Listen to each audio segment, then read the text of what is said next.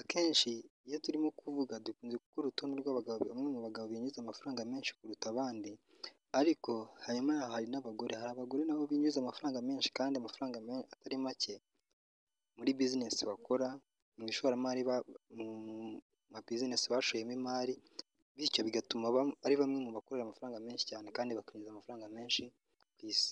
Uyu munsi tugiye kwifashisha urutonde rwa Forbes, aho rwakusanyije abagore 10 binjiza amafaranga menshi hano ku ino si yacu. Nk'uko tubikesha urubuga rwa Forbes, aho tubwira ko nubwo abagore bafite igice gito kuri uru rutonde rw'abantu batunze miliyari, ariko Forbes itubwira yuko uyu mwaka bazamutse nibura 13.3%, aho umwaka ushize bari 12.8%. Tudatinze nongeye kubaha ikaze kuri ino channel yanyu The Real Shema TV, aho uyu munsi tugiye kuganira bamwe mu bagore 10 ku isi batunze amafaranga menshi cyane kuruta abandi kuri uyu mugabane, uyu mubumbe wacu w'isi.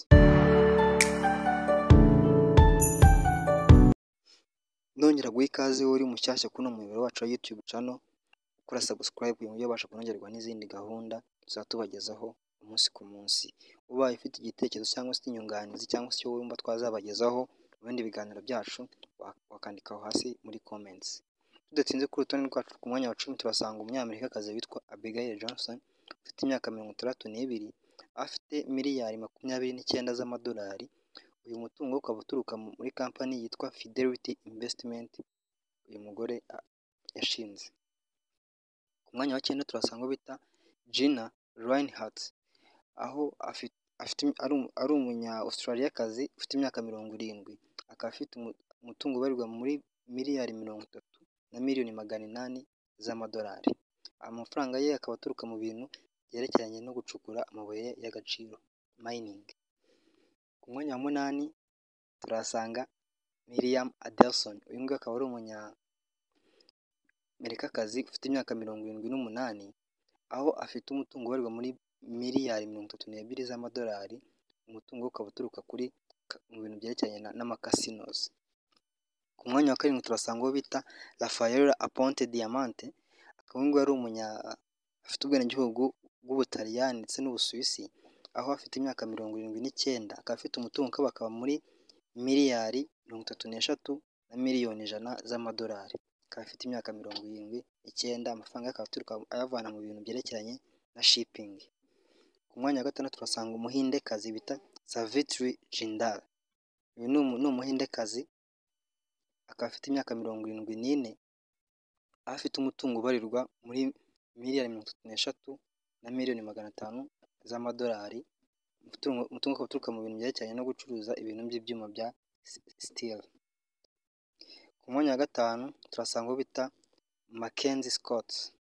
Uyu akaba ari umunyamerikakazi nawe ufite imyaka 53, afite umutungo ubarirwa muri miliyari 35 na miliyoni 600 z'amadolari. Umutungo ukaba uturuka muri Amazon, aho afitemo imigabane. Ku mwanya wa 4 tuhasanga uwo bita Jacqueline Mars. Uyu akaba nawe ari umunyamerikakazi ufite imyaka 84, akaba afite umutungo ukaba muri miliyari 38 na miliyoni 500 z'amadolari y'Amerika. Umutungo ukaba ushingiye kuri kampani yo gucuruza ibintu byerekeranye n'amacandies na petit food. Ku mwanya wa 3 turasanga bita Julia Koch. Uyu nawe ni umunyamerikakazi ufite imyaka 31, aho afite umutungo ubarirwa muri miliyari 64 na miliyoni 300 z'amadolari. Amafaranga ye menshi akaba aturuka muri Koch Industries, mu ruganda rwitwa Koch Industries. Ku mwanya wa 2 tuhasanga bita Alice Walton. Uyu nawe akaba ari umunyamerikakazi ufite imyaka 74, aho afite umutungo ubarirwa muri miliyari 72 na miliyoni 300 z'amadolari. Amafaranga ye menshi akaba ubutunzi bwe bwose akaba buturuka kuri kampani yitwa Walmart, abereye umuyobozi.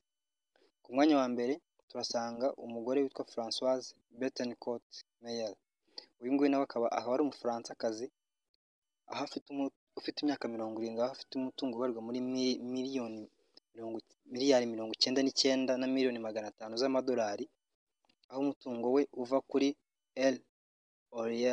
L'Oreal Company. Sawa, murakoze mwari mukukiye televiziyo Shema TV, nongera kukwibutsa gukora subscribe aho utarayikora, nawe wayikoze uba agaciro cyane. Sawa, murakoze, mukomeze mugire ibihe byiza.